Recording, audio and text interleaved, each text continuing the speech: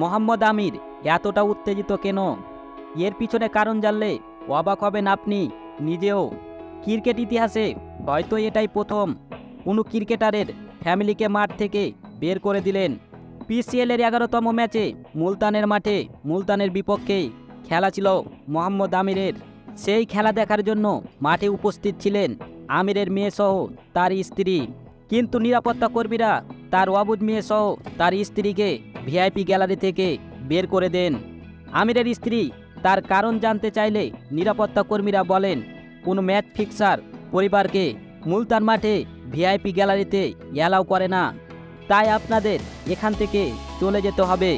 কিন্তু সে নেককারজনক দৃষ্টি আমির দেখতে পান।